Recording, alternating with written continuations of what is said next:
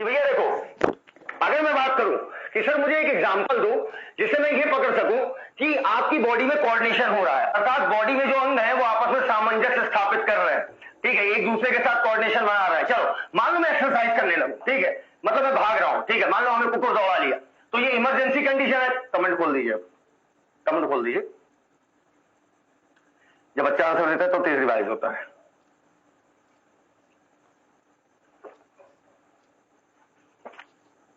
हाँ बेटा, अगर मान लो मैं एक्सरसाइज कर रहा हूं तो बताओ ये इमरजेंसी कंडीशन है या नॉर्मल? जल्दी, इमरजेंसी में सिर्फ ई लिख दो, मैं समझ जाऊंगा। ई लिख दो, ई, जल्दी करो जल्दी। इमरजेंसी कंडीशन नॉर्मल, बस ई लिख दो, अंडरस्टूड है। This is emergency condition, got it.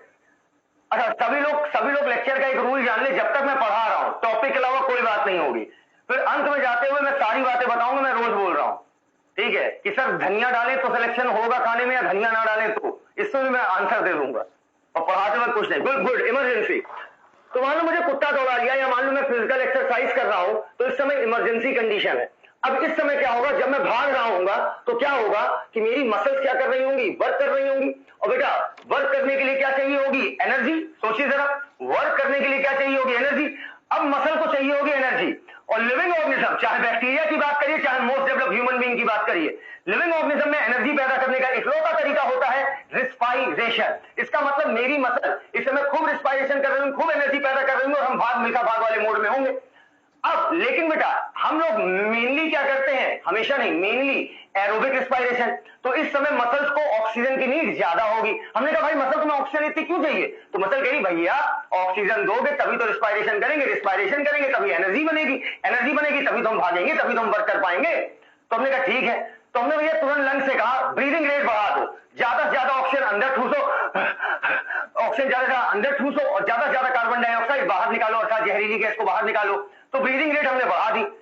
तब भी मसल कह रही है कि साहिल सर असल में क्या है, कि मसल कह रही ब्रेन से कि मालिक असल में ये है कि ब्रीदिंग रेट तो आपने बढ़ा दिया, ऑक्सीजन तो खूब आ रही है लंग्स तक, लेकिन मसल तक पता नहीं क्यों नहीं पहुंच रही। हमने कहा अच्छा, हमने कहा इसका मतलब ये हो सकता है कि भाई ऑक्सीजन आ रही है, ठीक है, यहां से ब्लड गुजर रहा होगा नॉर्मल स्पीड से, ठीक, यहां से ब्लड गुजर रहा होगा लंग के पास से, जब गुजर रहा होगा तो बेटा गुजर तो इतनी स्पीड से रहा होगा, तो अब क्या होगा, ऑक्सीजन आ तो रही है लेकिन बहुत सारी ऑक्सीजन वापस बाहर भी चली जा रही होगी।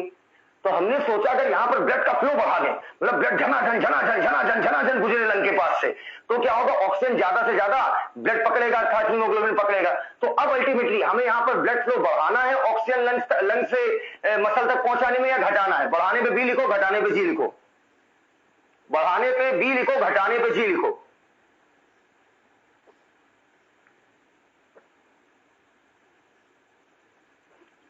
ब्लड फ्लो बढ़ाना है।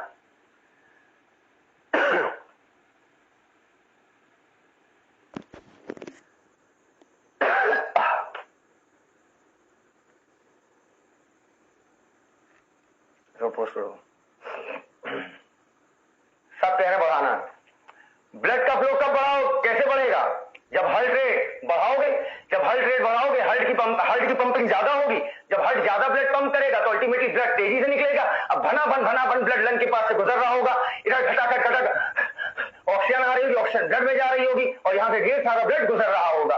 क्या ये बात समझ में आ गई? मतलब ब्रीदिंग रेट हमें बढ़ाना है। तो in case of emergency condition, क्या बोला, in case of emergency condition आपका, इधर देखिएगा, आपका ब्रीदिंग रेट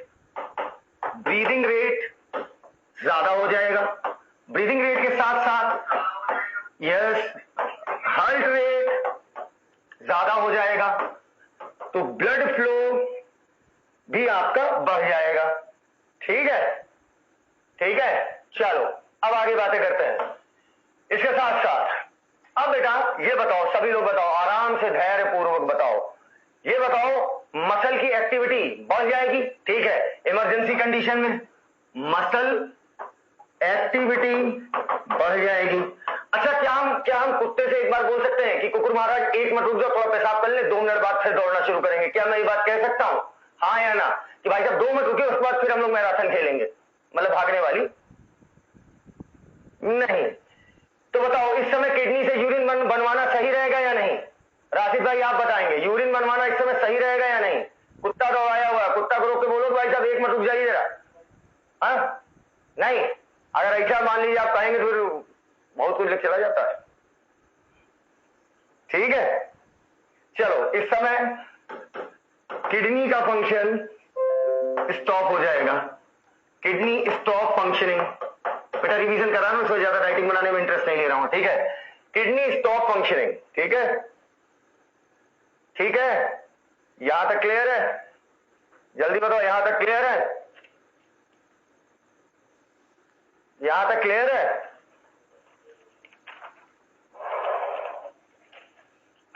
यहां तक क्लियर है?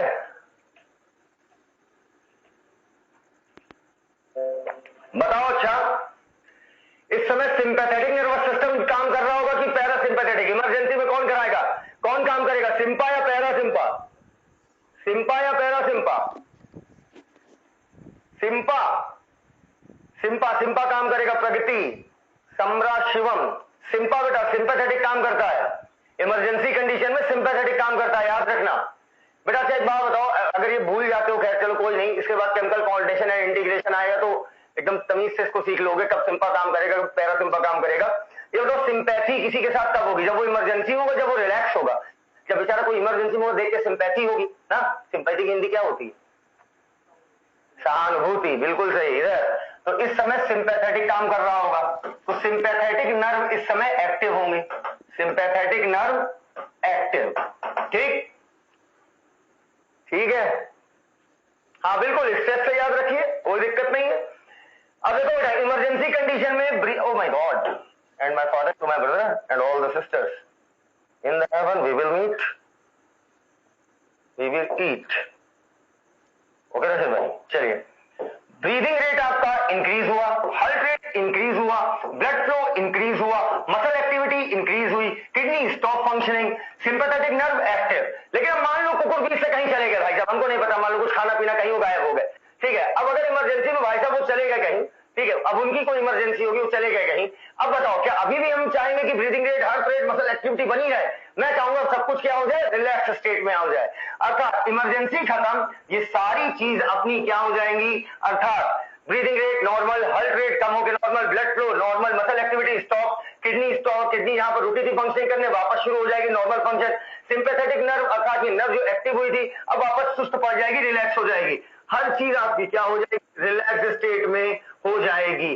तो अब देखो यहां कितना जबरदस्त जबरदस्त, यहां पर कितना जबरदस्त आपको आपस में कोऑर्डिनेशन सामंजस्य दिख रहा है कि अगर मान लो ब्रीदिंग रेट ना बढ़े, हार्ट रेट खूब बढ़ाओ, भकाभक भकाभक हार्ट रेट बढ़ाए हो, हार्ट रेट खूब बढ़ाओ, ब्लड का फ्लो खूब हो यहां से, लेकिन ससुर ऑक्सीजन यहां उतनी पहुंची नहीं रही क्योंकि ब्रीदिंग रेट बढ़ी ही नहीं। अगर मान लो लंग्स ने कहा नहीं भाई हम तो 12 से 16 ही करेंगे, हट जाए, पंप हो के फट जाए, आई डोंट केयर, तो बेटा ब्रीदिंग रेट अगर नहीं बढ़ेगा तो ऑक्सीजन उतना जाएगा ही नहीं, तो ब्लड का फ्लो तो बढ़ जाएगा लेकिन ऑक्सीजन उतनी ब्लड में जाएगी नहीं। तो इसका मतलब अगर लंग्स तुम्हारा साथ देना बंद कर दिया तो सारी की सारी मैकेनिज्म बर्बाद।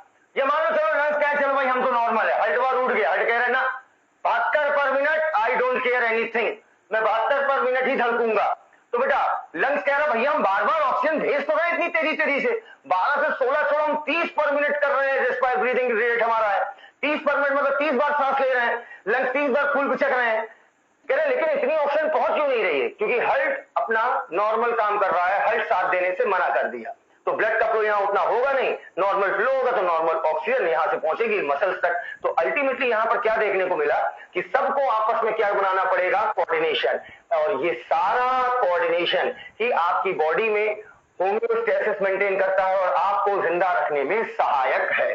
चलिए यहां तक बातें एकदम क्लियर हो गई हैं बेटा, तो यस सर लिख दीजिए, ठीक है, कलर चेंज कर देना, पहले तो यहां तक बातें क्लियर है।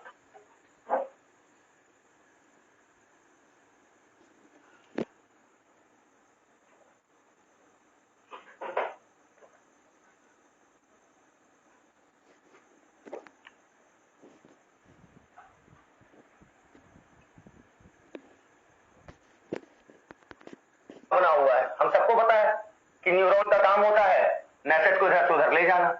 तो देखो बेटा न्यूरॉन जो है, इधर देखो, ये मान लो न्यूरॉन, ठीक है, और ये मैसेज जा रहा है, और ये मैसेज इधर देखना मेरा बच्चा, ये मैसेज मान लो इस टिश्यू तक जा रहा है, इस सेल तक जा रहा है। तो न्यूरॉन देखिए बिल्कुल पॉइंट टू पॉइंट कोऑर्डिनेशन है, गॉट इट। अर्थात मैसेज यहां गया, यहां से अगली न्यूरॉन में गया और ये सीधा इस सेल के पास गया। तो पॉइंट टू पॉइंट इंटरेक्शन कौन रखता होगा? न्यूरॉन। मेरी बात समझ गए?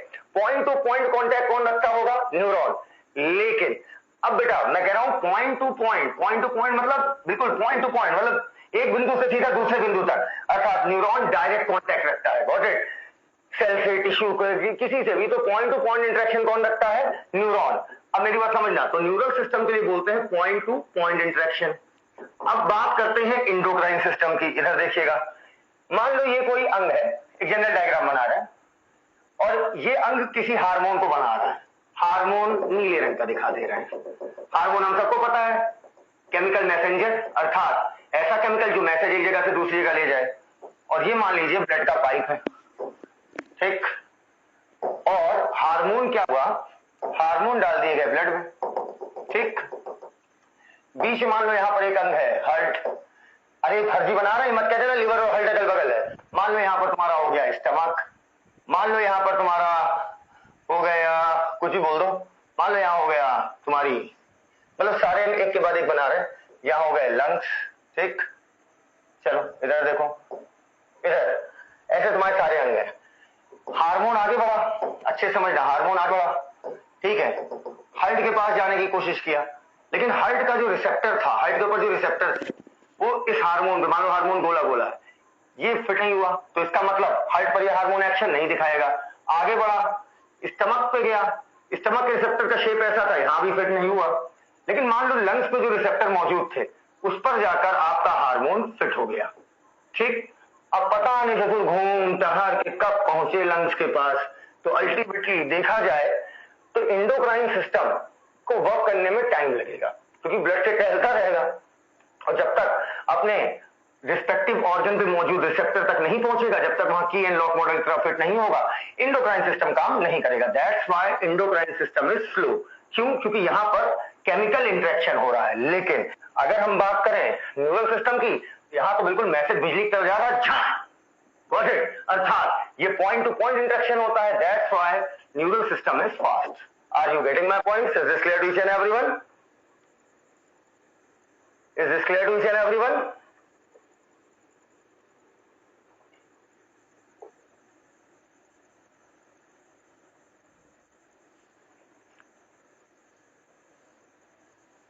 भाई neural system point to point interaction है, मतलब यहां से मैसेज शुरू हुआ, बिल्कुल अंत तक जाएगा। लेकिन एंडोक्राइन सिस्टम में क्या है बेटा? केमिकल आया, टहर रहा है, घूम रहा है, जब तक अपने रिसेप्टर तक नहीं पहुंचेगा ये मैसेज पास नहीं करेगा, ठीक है। तो इस वजह से ये क्या हो जाएगा? एंडोक्राइन आपका स्लो, वही न्यूरल फास्ट, क्योंकि पॉइंट टू पॉइंट इंटरेक्शन है। Got it? Got it? Got it?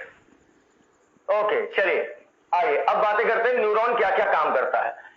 Neuron बेटा मत पूछो क्या नहीं कर सकता, न्यूरॉन सब कर सकता है। न्यूरॉन आपका, मान लो कोई स्टिमुलस आ रहा है, मेरी बात समझना, मान लो किसी चचा का हाथ है, ठीक है, ये थोड़े पहने हाथ है, इन्हें बोलते हैं हम लोग चुड़ैली हाथ हिंदी में, गॉट इट।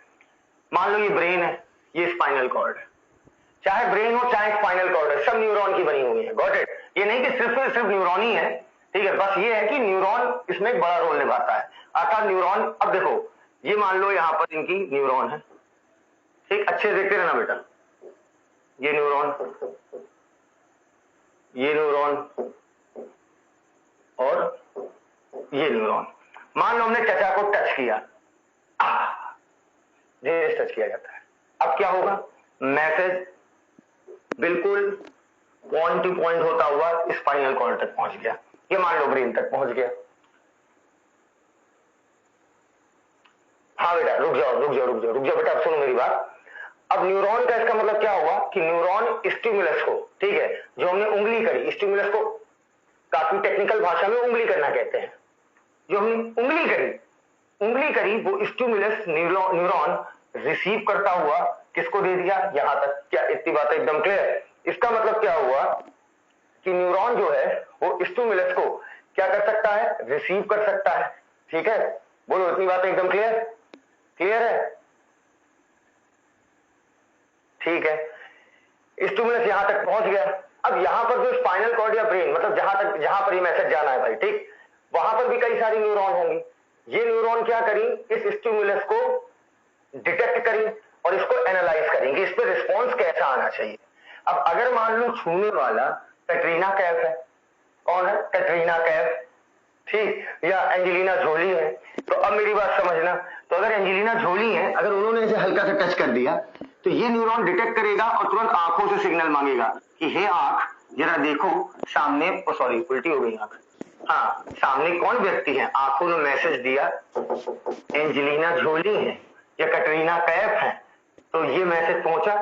अब क्या हुआ, ये मैसेज जब पहुंचा तो ये न्यूरॉन अब एनालाइज कर लेगी कि भैया माउथ की मसल को मुस्कुराने का सिग्नल दीजिए कि भैया मुस्कुराओ, सामने कैटरीना कैफ है या एंजेलिना जोली है। लेकिन मान लो अगर कोई लड़का इसे टच किया तो ये सिग्नल जाएगा दोबारा हाथ की मसल्स को, और मैसेज क्या जाएगा, जरा देखो, ये न्यूरॉन है, ठीक, ये मैसेज गया हाथ की मसल्स को कि मार कंटा खींच के, समझ में आया। तो न्यूरॉन क्या है, तो न्यूरॉन क्या है, अब मेरी बात समझना, इधर न्यूरॉन क्या है, स्टिमुलस को रिसीव कर सकती है, डिटेक्ट कर सकती है और बदले में क्या देगी, मैसेज देगी। जो सनसनी खबर लेकर जा रही है वो कहलाएगी सेंसरी न्यूरॉन, ठीक, और जो खबर जो आपका स्टिमुलस के प्रति जो रिस्पॉन्स आ रहा है वो कौन लेकर जाएगा, मोटर। बेटा एक ट्रिक हम सब जानते हैं सेम, अर्थात सेंसरी नर्व को हम एफरेंट बोलते हैं, मोटर नर्व को हम लोग क्या बोलते हैं, इफरेंट। क्या ये बात एकदम क्लियर है, जल्दी बताओ, यहां तक क्लियर है, यहां तक क्लियर है, यहां तक क्लियर है, जल्दी बताओ, यहां तक क्लियर है।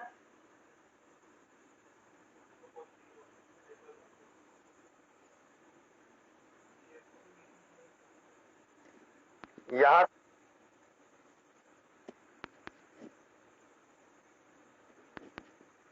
चलिए आइए फिर आगे बातें करते हैं।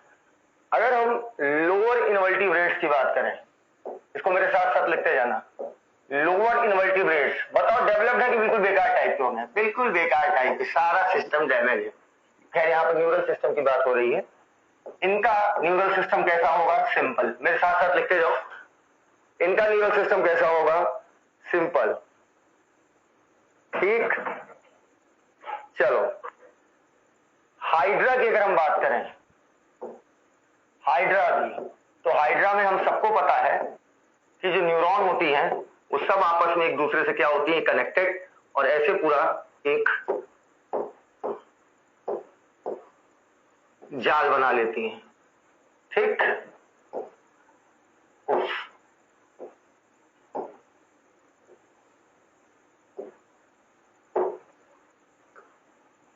चलो जाल, ऐसे पूरा जाल बना लेती है। मतलब हाइड्रा में नेटवर्क ऑफ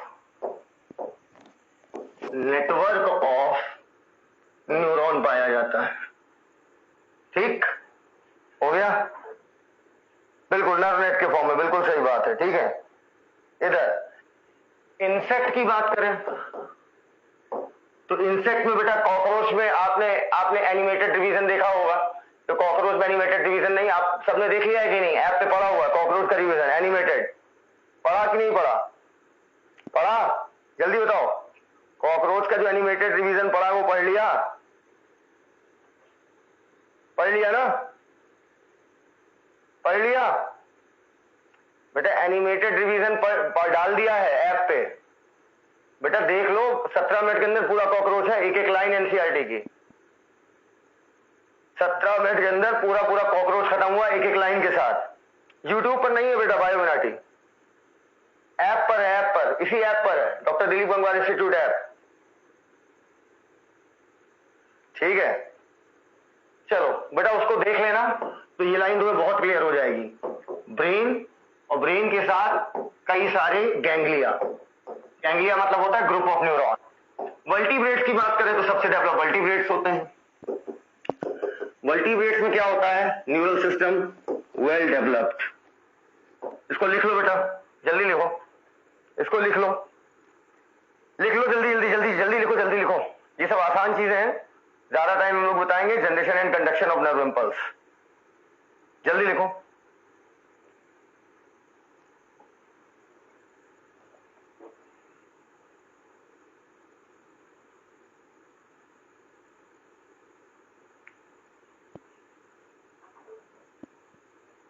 चलो, हो गया?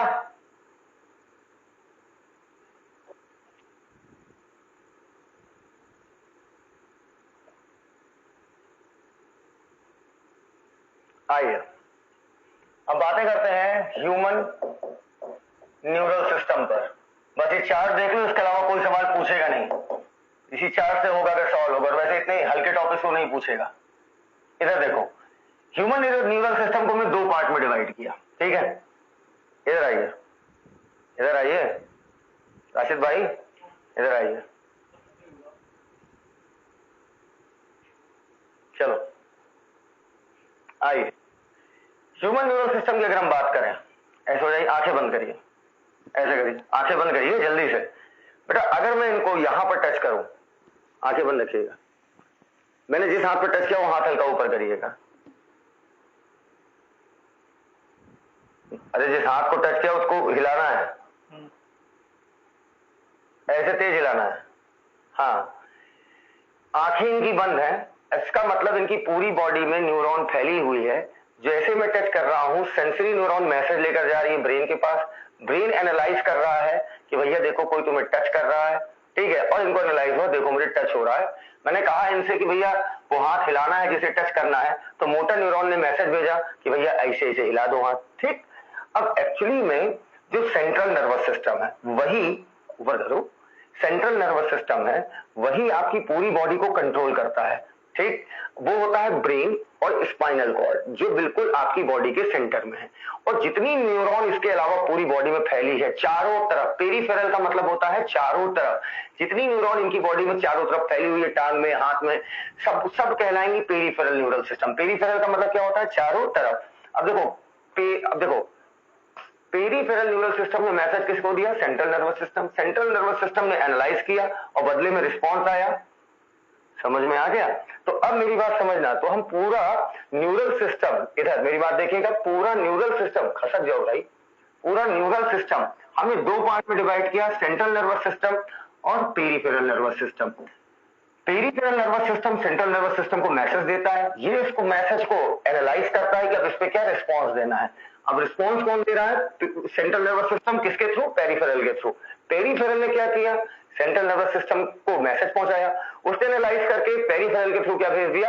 रिस्पॉन्स भेज दिया। मतलब जो भी रिस्पॉन्स आपको देना हो, दैट्स इट, ओके? अब मेरी बात समझना, सेंट्रल नर्वस सिस्टम इसका मतलब क्या करता है? इंफॉर्मेशन। बेटा देखो यहां मैं पढ़ा नहीं, सिर्फ रिवाइज करा रहा हूं, ठीक है? और आप पढ़ाते वक्त हम कई एग्जाम्पल देते, लेकिन यहां सिर्फ हम लोग रिविजन कर रहे हैं। इंफॉर्मेशन प्रोसेसिंग एंड कंट्रोल, ये सारा काम क्या है? Central nervous system. प्रोसेसिंग मतलब कि किसी भी इंफॉर्मेशन पर क्या आपको रिएक्ट करना है, गॉट इट? ये क्या कहलाएगा आपका? सेंट्रल नर्वस सिस्टम का काम। इसमें आपकी दो चीजें आ गई, एक आ गया ब्रेन जो कि क्रेनियम के अंदर रखा होता है, और क्रेनियम में हड्डियां कितनी होती हैं बेटा? आपकी 8, और दूसरी होती है स्पाइनल कॉर्ड, ठीक है? अब पेरिफेरल नर्वस सिस्टम की अगर मैं बात करूं, तो पेरिफेरल नर्वस सिस्टम, ठीक है, इसमें आपकी दो तरीके की नर्व्स पाई जाती हैं। भाई नर्व्स कौन सी? एक जो आपकी मैसेज ब्रेन और स्पाइनल कॉर्ड तक लेके जा रही है वो हो गई सेंसरी, और एक जो वहां से मैसेज लेकर आ रही है कि भैया क्या रिस्पॉन्स देना है, वो हो गई मोटर, दैट्स इट। तो एक हो गई सेंसरी और एक हो गई मोटर। अगर हम नर्व के अकॉर्डिंग बांटें तो नर्व कितने प्रकार की हो गई? दो प्रकार की, ठीक है? सेंसरी क्या होगी? जो मैसेज सेंट्रल नर्वस सिस्टम तक, यही लिख दे रहा हूं, जो मैसेज पीएनएस से सेंट्रल नर्वस सिस्टम को दे रही है वो सेंसरी, और जो यहां से लेकर पीएनएस को दे रही है वो क्या हो गई? मोटर, ठीक है? अब पेरिफेरल नर्वस सिस्टम को हमने बेसिकली दो पार्ट में डिवाइड किया। एनसीईआरटी इस साल 3 कर, अगले साल, पिछले साल 3 कर दी थी, तो तीसरा हम आखिरी अलग से ही पढ़ेंगे। तो पेरिफेरल नर्वस सिस्टम आपका दो प्रकार का, ठीक है? एक कहलाएगा सोमैटिक। सोमा मतलब होता है बॉडी, सोमैटिक मतलब ये जो आपकी आउटर बॉडी है क्या कहलाती है? सोमैटिक, ठीक? सोमा मतलब क्या होता है? आपकी outer body, somatic neural system. और एक कहलाता है ऑटोमेटिक न्यूरल सिस्टम। ऑटोमेटिक बोल दो भाई, मैं तो ऑटोमेटिक ही पढ़ता हूं, तुम ऑटोनॉमस पढ़ लो, ऑटोमेटिक न्यूरल सिस्टम। ठीक है, अब जो सोमैटिक है, ये तो सोमा, मेरी आउटर बॉडी मेरे कंट्रोल में है या नहीं है? देखो मेरी आउटर बॉडी मेरे कंट्रोल में है या नहीं, जल्दी बताओ, कंट्रोल में है या नहीं है? जल्दी बताओ, जल्दी बताओ। सोमा मेरे कंट्रोल में है, तो इसका मतलब सेंट्रल नर्वस सिस्टम मेरी स्केलेटल मसल को कंट्रोल करेगा या स्मूथ मसल को कंट्रोल करेगा?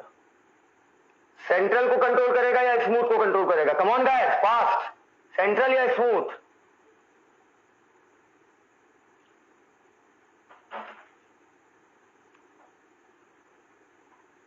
बेटा स्केलेटल, शफीक स्केलेटल, बेटा ये क्या है? स्केलेटल मसल की वजह से मूवमेंट हो रहा है।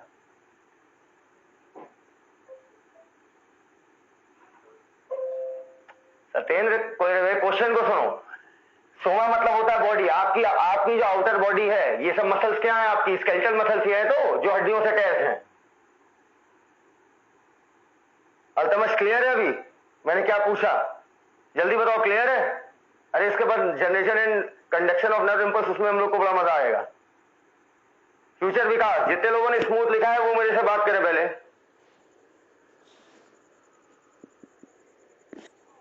ठीक है अनवर, थैंक यू, बता देंगे जहाज। प्रशांत, स्केलेटल वॉलंटरी, बिल्कुल सही बेटा, अपलोड होगा लेकिन लाइव पढ़ा करो, लाइव पढ़ने का अलग ही मजा होता है। चलो बिल्कुल, मेरा क्वेश्चन ये है ज्योति कि सोमैटिक न्यूरल सिस्टम, सोमा मतलब बॉडी, हमारी आउटर बॉडी में, अर्थात हमारी, देखो बेटा इधर देखो, हमारी जो बाइसेप है, ये मजाक है खैर, लेकिन ये हमारी बाइसेप है, ये हमारी जो ट्राइसेप है, ये सारी मसल हड्डियों से अटैच है, तो ये सारी मसल्स मेरे कंट्रोल में है। जब चाहूं अपनी मर्जी से कॉन्ट्रैक्ट कराऊंगा, जब चाहूं अपनी मर्जी से रिलैक्स कराऊंगा। तो स्केलेटल मसल हमारे कंट्रोल में है, जो हमारी आउटर बॉडी बना रही है। सोमा मतलब बॉडी, इसका मतलब सीएनएस से स्केलेटल मसल, अर्थात जो हमारी आउटर बॉडी बना रही है, सोमा बना रही है, स्केलेटल मसल को मैसेज कौन भेजेगा? Somatic neural system. और ऑटोमेटिक, जिस पे मेरा कोई कंट्रोलर नहीं है, स्मूथ मसल हमने बताया था आपको इनवॉलंटरी है, अर्थात ऑटोमेटिक क्या करेगा? ऑटोमेटिक न्यूरल सिस्टम सीएनएस से जो ऐसा न्यूरल सिस्टम का वो पार्ट, पेरिफेरल न्यूरल सिस्टम का वो पार्ट जो मैसेज सीएनएस से स्मूथ मसल को ले जाए, या बोल दो इनवॉलंटरी ऑर्गन को ले जाए, जो तुम्हारी इच्छा से कंट्रोल ना हो, वो आपके कहलाएंगे automatic neural system. Let me clear you again,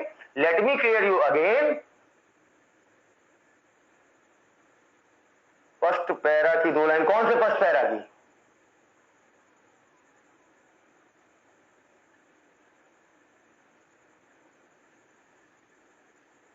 हाँ मंथन, चलो late me clear you again, ताकि मैं आपसे एक अच्छा सवाल पूछूं। हमने कहा ह्यूमन न्यूरल सिस्टम को 2 पार्ट में डिवाइड किया। एक कहलाया सेंट्रल नर्वस सिस्टम, जिसका काम है बॉडी को कंट्रोल करना, कोऑर्डिनेट करना। एक कहलाता पेरिफेरल न्यूरल सिस्टम, जो मैसेज को सेंट्रल तक ले जाएगा। सेंट्रल का काम कुछ नहीं भैया, सेंट्रल ऐसे बैठे हुए वो लेते फैसला। अच्छा, सेंट्रल मतलब समझो राजा, ठीक है, प्रजा आएगी बताएगी कि भैया मुझे ये दर्द है, अच्छा तो इसका फैसला ये हुआ, जाओ सैनिकों ये करो। ये भाई साहब कुछ नहीं कहते हैं, बैठे बैठे खा के मोटाते हैं। इनका काम है बस इंफॉर्मेशन जो आई उसको प्रोसेस करना और फिर उस पर रिएक्शन देना। तो बेटा मैसेज लाने वाला ले जाने वाला पेरिफेरल है, समझ लो बिल्कुल सर्वेंट है, और राजा साहब बैठ के तो फैसले सुनाते हैं। अच्छा तो मैसेज आया, किसी ने टच किया है, अच्छा जरा आंखों से पूछो कौन है सामने, अच्छा एंजेलिना जॉली, मसल्स को, माउथ की मसल को पेरिफेरल के थ्रू मैसेज भेज दिया कि मुस्कुराओ। समझ में आ गया? अब सुनो मेरी अगली बात। अब पेरिफेरल भी 2 प्रकार का, अगर हमारे कंट्रोल वाले अंगों को मैसेज जा रहा है, अर्थात स्केलेटल मसल को जा रहा है, तो सोमैटिक न्यूरल सिस्टम, और ऑटोमेटिक काम करने वालों को जा रहा है सेंट्रल नर्वस सिस्टम से मैसेज, तो वो कहलाएगा ऑटोमेटिक न्यूरल सिस्टम। तो मेरा एक क्वेश्चन है, इधर देखिए,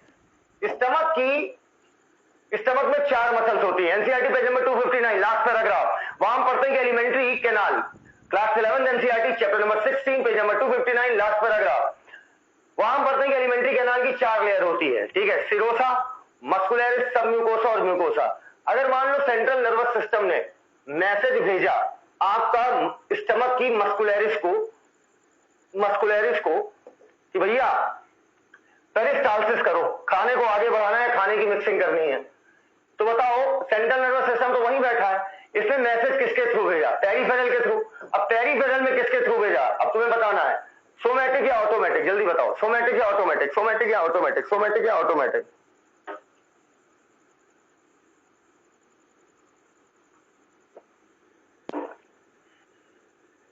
चलो बिल्कुल सही।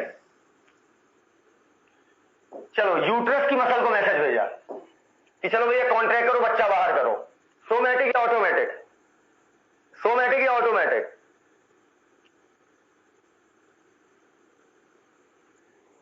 अच्छा तुम्हें पता मेरी बॉडी इतनी भयानक क्यों है?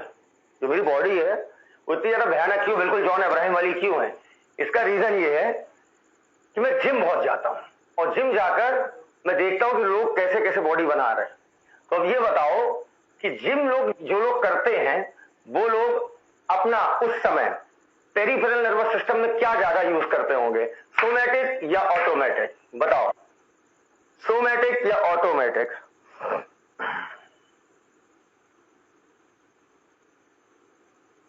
Somatic, somatic is the right answer. बिल्कुल, क्योंकि वो बाइसेप ट्राइसेप ये जितनी स्केलेटल मसल उन्हीं को तो मजबूत करते हैं। दुनिया की कोई ऐसी जिम नहीं बनी राशिद भाई जो आपकी स्टमक की मसल्स को मजबूत कर दे। समझ में आया? हाँ ठीक है, उतने मूड में हो गया। आओ अब बेटा ऑटोमेटिक, चलो ठीक है हम समझ गए भैया ऑटोमेटिक क्या कहानी है। अब ऑटोमेटिक में भी कहानी ये है कि अगर इमरजेंसी कंडीशन में काम कर रहा है तो सिंपैथेटिक कहलाएगा। ऑटोमेटिक भी दो प्रकार का, अगर सोने वाली अवस्था रिलैक्स अवस्था है तो पैरासिम्पैथेटिक कहलाएगा। ठीक है, ये चार्ज बेटा बना लो, खत्म।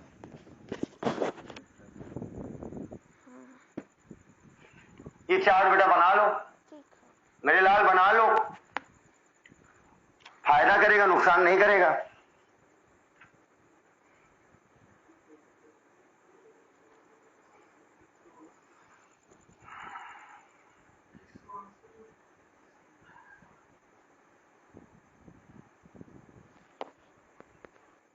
दिन तो गए थे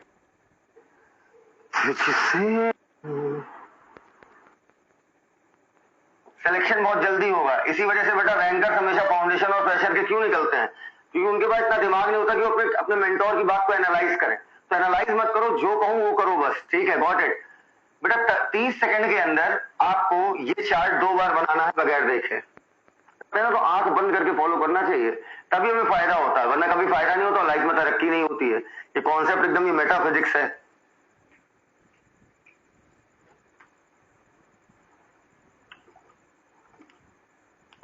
स्पीड बढ़ाओ यार, स्लो स्लो कर रहे हो। चलो मौका दिया और 60 सेकंड 5 बार बनाना है। Your time starts now. Rajesh Kumar जो कहा पहले उसको कर लो बेटा। मेरे शुरू और खत्म करने से कुछ नहीं होता है, गॉट इट? इसीलिए सिलेक्शन नहीं होता मेरे भाई, क्योंकि तुम लोग खत्म करने के पीछे पड़े रहते हो, टॉपिक सीखने के पीछे नहीं रहते हो। इसको कह रहा हूं 6 बार बनाओ, जिंदगी में नहीं भूलोगे। Come on fast.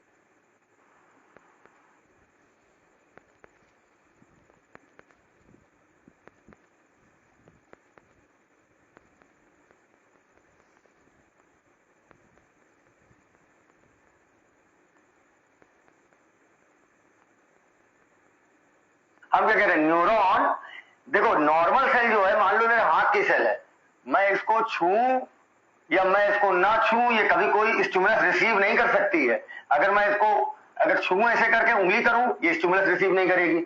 ना इसके पास एनालाइज करने की ताकत है कि क्या क्या मैसेज आया है, ना इसके पास स्टिमुलस के प्रति रिस्पॉन्स भेजने की ताकत है। लेकिन न्यूरॉन के पास ये तीनों ताकत है, इसलिए वो हो गई स्पेशल सेल। अभी डिटेल में बात करूंगा, पहले देखो न्यूरॉन होती कैसे है। ये है न्यूरॉन, ठीक, ये है उसका न्यूक्लियस। अब देखो कुछ बातें हैं जो एनसीईआरटी अपने डायग्राम में लिखती है और कहीं नहीं बनाती है। न्यूक्लियस के आसपास तुम देखो सिर्फ खाली साइटोप्लाज्म पाया जा रहा है, निजल ग्रैन्यूल्स नहीं होते। सर ये निजल ग्रैन्यूल क्या होता है? कुछ नहीं मेरे लाल, निजल ग्रैन्यूल साइटोप्लाज्म में राइबोसोमल प्रोटीन, क्या बोला? राइबोसोमल प्रोटीन, इसको चिपका दो तो जो स्ट्रक्चर बनता है उसी को निजल ग्रैन्यूल बोलते हैं। ग्रैन्यूल का मतलब होता है रेत जैसी स्ट्रक्चर, ग्रैन्यूल मतलब रेता जैसी स्ट्रक्चर। ठीक है बेटा। बेटा सिंपैथेटिक एंड पैरासिम्पैथेटिक ये मैं बताऊंगा अंकित आपको नेक्स्ट चैप्टर में। ठीक है, इधर इधर देखो बेटा, वैसे भी रिवाइज करा रहा हूं, ठीक है। तो उतना मैं बातें मैं सारी बोल दूंगा, छोड़ूंगा मैं कुछ भी नहीं।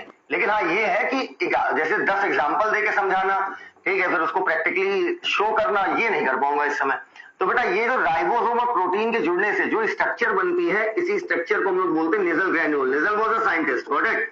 और ग्रैन्यूल क्या हो गया मेरे लाल? ग्रैन्यूल का मतलब हो गया रेत जैसी स्ट्रक्चर। गौर से देखो न्यूक्लियस के आसपास, डायग्राम में देखो NCERT, NCERT page number 317, NCERT page number 317 मिला, 21वां चैप्टर पहला डायग्राम 21.1 वहीं पर होगा। हाँ बिल्कुल राइबो, बिल्कुल बिल्कुल राइबो न्यूक्लियो प्रोटीन कह सकते हैं, बिल्कुल ठीक है। इधर तो बेटा देखो न्यूक्लियस के आसपास नेजल ग्रैन्यूल नहीं होता। अब इधर देखो, अब बेटा न्यूरॉन, अब एक कॉमन सेंस लगाना, न्यूरॉन लंबी क्यों है इसकी वजह सुनो क्या है। न्यूरॉन के लंबे होने की वजह, ठीक है, न्यूरॉन के लंबे होने की वजह क्या है? मान लो ये ब्रेन है और ये स्पाइनल कॉर्ड है, ठीक है, और ये किसी चचा का मैंने क्या बना दिया? हाथ, ठीक। और मान लो ब्रेन मैसेज भेजना चाहता है हाथ को कि हाथ की मसल कंटाप मारे, ठीक। अब मान लो ये हो गई एक सेल, एक न्यूरॉन, ये दूसरी न्यूरॉन, ये तीसरी न्यूरॉन, ये चौथी, ये पांचवी, छठी, ये सातवीं, ऐसे हम न्यूरॉन बनाते जा रहे हैं। न्यूरॉन मान लो मानने क्या, अभी लंबी नहीं बना रहे हैं, मैं ये बताना चाह रहा हूं कि न्यूरॉन लंबी क्यों है, ठीक। इधर देखना, न्यूरॉन आपकी लंबी लंबी सेल क्यों है? बाकी दूसरी सेल्स की तरह इन्हें भी बेटा, बाकी दूसरी सेल्स की तरह इन्हें भी आपका क्या होना चाहिए था भाई? ऐसे स्फेरिकल गेंद, नॉर्मल सेल कैसी होती है? गेंद जैसी होती है। तो न्यूरॉन को लंबा लंबा क्यों किया गया समझना। ये ढेर सारी सेल्स मैंने लगा दी। अब मान लो मैसेज, मान लो ऐसे, मान लो यहां पर क्या किया मैंने? टच किया। अब ये मैसेज, अरे अरे अरे ऐसा कौन सा टच किया? इधर। अब ये मैसेज स्पाइनल कॉर्ड तक गया, ठीक। लेकिन सोचो कितनी सारी सेल यूज हो गई मैसेज यहां से लेकर यहां तक लाने में। अब अगर मान लो हम इन्हीं सेल्स को खींच दें और चोंचा निकाल दें ऐसे लंबा सा, ठीक। जैसे बेटा हम लोग छोटे थे तो आटे की चिड़िया के खींच के चोंचा निकालते थे, वैसे न्यूरॉन को हमने क्या किया? खींच के इससे क्या निकाल दिया? चोंचा। ये न्यूरॉन है और इसी सेल को क्या किया? खींच के निकाल दिया चोंचा। तो सोचो मात्र 3 सेल इस्तेमाल हुई और मैसेज पहुंच गया, ठीक। तो फिर क्या फर्क पड़ता है सर? सेल डिवीजन करा दो, कि फर्क क्या पड़ता है सर? ढेर सारी न्यूरॉन हो जाए, गोली गोली रखो, लंबा करने की क्या जरूरत है? देखो बेटा सेल डिवीजन, अगर आपको सेल चाहिए ज्यादा तो सेल डिवीजन कराना पड़ेगा ज्यादा, और सेल डिवीजन ज्यादा कराओगे एनर्जी लगेगी ज्यादा। और संसार का हर लिविंग ऑर्गेनिज्म अपनी बॉडी के अंदर 2 चीजें बचाना चाहता है, मैं हमेशा बोलता हूं, पानी और एनर्जी। तो जब 3 सेल से हमारा काम हो सकता है तो इतनी सेल बर्बाद क्यों करें, इतना सेल डिवीजन क्यों कराएं, इतनी एनर्जी क्यों बर्बाद करें? दैट्स व्हाई न्यूरॉन को खींच खींच के क्या किया गया? लंबा किया गया। अब मैं वापस अपने डायग्राम पे चल रहा हूं। तो न्यूरॉन को मैंने खींच के क्या किया बेटा? लंबा कर दिया। और ये खिंचा हुआ पार्ट इसका कहलाता है एक्सॉन, ठीक। अच्छे से देखना, एक्सॉन। और एक्सॉन आगे जाकर कई सारी ब्रांचेस में बढ़ जाता है, ठीक। और इधर देखना, और ये फूली हुई गेंद जो है आपकी, ये कहलाती सिनेप्टिक नॉब। नॉब का मतलब होता है, अरे जैसे नॉब वाले दरवाजे सुना होगा, जिसको पकड़ के क्लिक करते हैं, बस इसी वजह से इसे बोलते हैं सिनेप्टिक नॉब, ठीक। अब इधर देखो, मान लो मान लो ये जो लंबा लंबा मेरा हाथ है ये एक्सॉन है, ठीक है। इसी के चारों तरफ पाई जाती है एक सेल, स्वान साइंटिस्ट है उनके नाम पे रखा गया स्वान सेल, ठीक। अब 2 बातें हैं, हो सकता है कि स्वान सेल माइलिन शीथ बनाए, हो सकता है स्वान सेल माइलिन शीथ ना बनाए। 2 बातें हैं, हो सकता है स्वान सेल जो है वो माइलिन शीथ बनाए। माइलिन कुछ नहीं होता, एक तरीके का लिपिड होता है। माइलिन शीथ अगर बन गई तो ऐसी न्यूरॉन कहलाएंगी माइलिनेटेड न्यूरॉन, ठीक। और अगर माइलिन शीथ नहीं बनी तो ऐसी न्यूरॉन कहलाएंगी नॉन माइलिनेटेड। अब लेकिन याद रखना, एग्जाम में फंसा देगा कि बताइए माइलिनेटेड और नॉन माइलिनेटेड में किसमें स्वान सेल पाई जाएगी? ठीक है, मेरी बात सुनो यार, बीच में सब क्वेश्चन ना पूछो, ठीक है। इधर समझना मेरी बात, माइलिनेटेड और नॉन माइलिनेटेड में किसमें स्वान सेल पाई जाएगी? दोनों में पाई जाएगी। स्वान सेल दोनों में होती है, लेकिन ये कोई न्यूक्लियस नहीं बनाया बेटा, ये सेल है, ध्यान रखना, ठीक है। और ये चारों तरफ क्या है? लिपिड की कोटिंग है। तो बेटा नॉन माइलिनेटेड और माइलिनेटेड दोनों में आपकी स्वान सेल पाई जाएगी। माइलिनेटेड में माइलिन शीथ बनेगी, नॉन माइलिनेटेड में माइलिन शीथ नहीं बनेगी, मतलब एक्सॉन बिल्कुल नंगा तुलंगा रहेगा। अब बेटा मेरी बात समझना, 2 माइलिन शीथ के बीच का ये जो गैप है, ठीक है, ये कहलाता है नोड ऑफ रणबीर कपूर, अर्थात नोड ऑफ रणवीर, ठीक। अब बेटा इधर देखो, यहां पर सरफेस एरिया बढ़ाने के लिए, क्योंकि मैं रिवाइज करा रहा हूं इसलिए डायरेक्ट बोल रहा हूं, क्योंकि मैसेज हमेशा इधर ही से आएगा, ठीक है। सरफेस एरिया बढ़ाने के लिए ताकि ज्यादा मैसेज रिसीव हो, यहां पर हमने कई सारे छोटे छोटे चोंचे निकाल दिए। अब इधर देखना बेटा, ये कई सारे छोटे छोटे चोंचे कहलाते हैं डेंड्राइट्स, ठीक। ये क्या हो गया, डेंड्राइट्स, ताकि सरफेस एरिया बढ़ जाए। जितना ज्यादा सरफेस एरिया होगा उतना ज्यादा मैसेज रिसीव करने की कैपेसिटी होगी। Got it. इधर अब इन्हीं को हम लोग क्या बोलते हैं, डेंड्राइट्स, ठीक। डेंड्राइट्स में भी आपके निजल ग्रेन्यूल पाए जाएंगे, लेकिन एक्सॉन में गौर से देखिए निजल ग्रेन्यूल नहीं पाए जाते। डायग्राम देखिए, कई चीजें डायग्राम से हमें पता चलती है। देखिए देखिए देखिए, मिला देखा, मिला, अरे मिला या नहीं मिला ये बताओ। एक्सॉन में और न्यूक्लियस के चारों तरफ निजल ग्रेन्यूल्स नहीं पाए जाते, दिखा।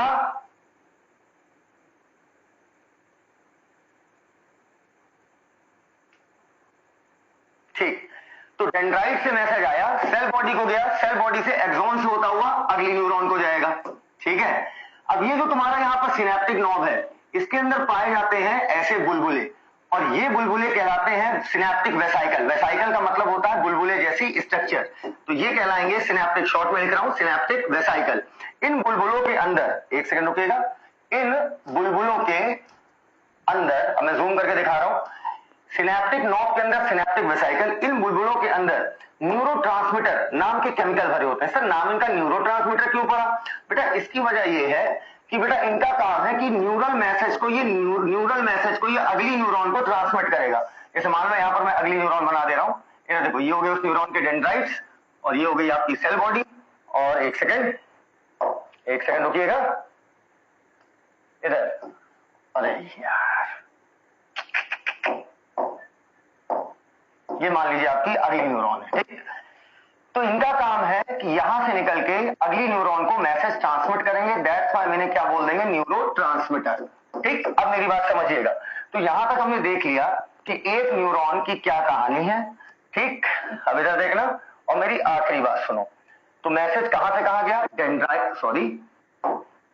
डेंड्राइट से सेल बॉडी, सी भी लिख दे रहा हूं, सेल बॉडी से एक्सॉन, दैट्स इट, ठीक। हाँ बेटा, एसिटिलकोलिन, एपिनेफ्रिन, बहुत सारे न्यूरोट्रांसमीटर, कोई एक न्यूरोट्रांसमीटर फिक्स नहीं होता, ठीक है। अब बेटा न्यूरॉन भी आपकी 3 प्रकार की, इधर देखिएगा, न्यूरॉन भी आपकी 3 प्रकार की, वैसे पहले 4 प्रकार की पढ़ते थे हम लोग, ये पोलर भी पढ़ते थे, अब नहीं पढ़िए आप, ठीक है। बेस क्या था, जब भी किसी चीज को डिवाइड करते हैं तो मेरा पहला क्वेश्चन होता है किस बेस पे बांटा है, number of axon and dendrite. Axon और डेंड्राइट की संख्या कितनी है, इस आधार पर न्यूरॉन आपकी, एक्सॉन हिलॉक क्या होता है बेटा, सिलेबस में नहीं है, चलो बता दे रहा हूं। यहां पर ये जो पोर्शन होता है, इधर देखना, ये वाला पोर्शन जहां पर सेल बॉडी खत्म हो रही है और एक्सॉन शुरू हो रहा है, इसी को बोलते हैं एक्सॉन हिलॉक। यहां पर सेंसिटिविटी हाई होती है, लेकिन अब पूछेगा नहीं आपसे, ठीक है, तो भूल जाइए। अब इधर देखो बेटा, पहली न्यूरॉन हो गई यूनिपोलर, अगली हो गई बाइपोलर, अरे सर उसका नंबर बता रहा है, हम समझ गए। आखिरी होती है मल्टीपोलर। यूनिपोलर मतलब जिसका सिर्फ एक पोल हो। देखो एक्सॉन सब में एक है, इधर देखो, एक्सॉन सब में एक होगी, ठीक। इधर देखना, ये आपकी सेल बॉडी हो गई, एक्सॉन सब में एक होगी, इसमें कोई डाउट नहीं। अर्थात यहां से मुझे एक पोल दिखाई दे रहा है, दैट्स व्हाई ये क्या हो गई, यूनिपोलर। इसमें सिर्फ एक एक्सॉन की संख्या 1, डेंड्राइट की संख्या 0। जब आपका यहां से एक चोंचा निकल आए, अर्थात एक डेंड्राइट एक एक्सॉन, अर्थात हमें 2 पोल दिखाई दे रहे हैं, तो बाइपोलर हो गई, एक्सॉन डेंड्राइट दोनों आपके क्या हो गए, एक। जब ढेर सारे डेंड्राइट आपको दिखें, तो देखो यहां पर ढेर सारे पोल, यहां पर भी एक पोल, तो ऐसे को हम लोग बोलेंगे मल्टीपोलर, ठीक है। अर्थात एक्सॉन तो एक ही है, डेंड्राइट मेनी। हो गया भैया, हो गया।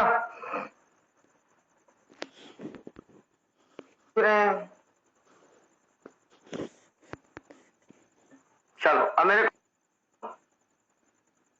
एक डेंड्राइट 0 एक्सॉन कैसी होगी, यूनी बाई, सभी लोग कमेंट करिए।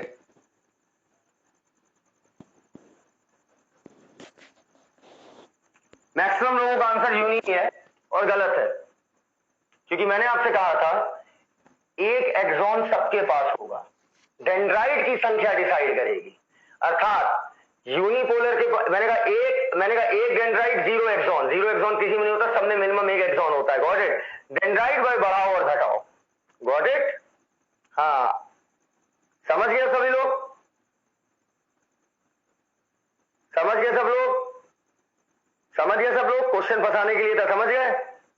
अच्छा, सबसे बेकार टाइप की न्यूरॉन कौन लग रही? बिल्कुल एकदम बेकार, बिल्कुल थाइरोइड की। कौन सी लग रही तीनों में सबसे बेकार? जल्दी बताओ, जल्दी बताओ। यूनिपोलर। तो बस ठीक है, हो गया। ये हमारी आंखों के ये हमारी एम्ब्रियोनिक स्टेज में पाई जाती है। सबसे डेवलप्ड कौन लग रही है? सबसे डेवलप्ड कौन लग रही है? जल्दी बताओ। सबसे डेवलप्ड, रचना थोड़ी है, सोचना है। सबसे डेवलप्ड कौन लग रही है, जो बहुत ज्यादा जल्दी जल्दी मैसेज रिसीव करती होगी? नहीं बेटा, डेंड्राइट जरूरी नहीं, डेंड्राइट इंपल्स थोड़ी लेता है। यहां पर रिसेप्टर्स होते हैं बेटा, रिसेप्टर इंपल्स लेते हैं। बस डेंड्राइट सरफेस एरिया बढ़ाती। मल्टी वाली, तो मल्टी वाली को क्या किया जाए? ब्रेन में रख दिया जाए, ब्रेन में रख दिया जाए। तो चलो, सेरिब्रल कॉर्टेक्स में आपकी क्या पाई जाएंगी? मल्टीपोलर। और आंखों के रेटिना में, रेटिना ऑफ आई में पाई जाएंगी बाइपोलर। चलो दैट्स इट। घसीट के लिख रहा है, राइटिंग में ध्यान मत दीजिएगा। चलो, हो गया भैया? हो गया?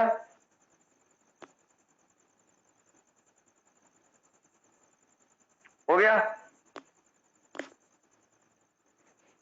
चलो आगे बात करते हैं।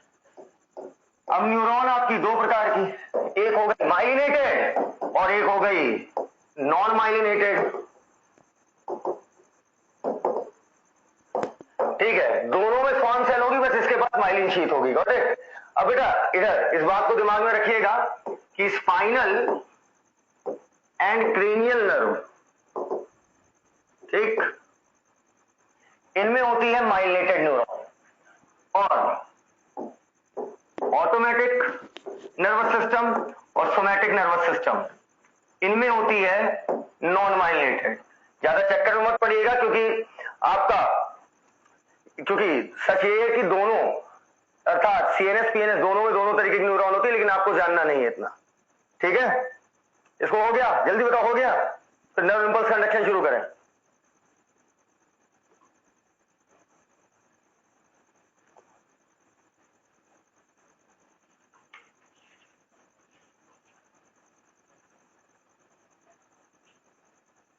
जल्दी करो।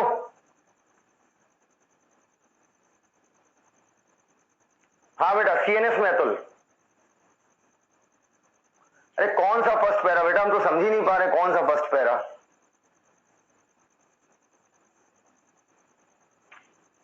तीन सौ 317 पे, 317 पे थोड़ा लाइन लिखो। चलो, सबको क्लियर है यहां तक? क्यों स्ट्रीमिंग बंद हो गई क्या?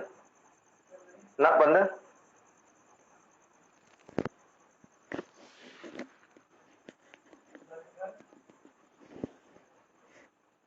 रोहित शी, क्या बेटा, कौन सा रॉन्ग? क्या बोल रहे हो?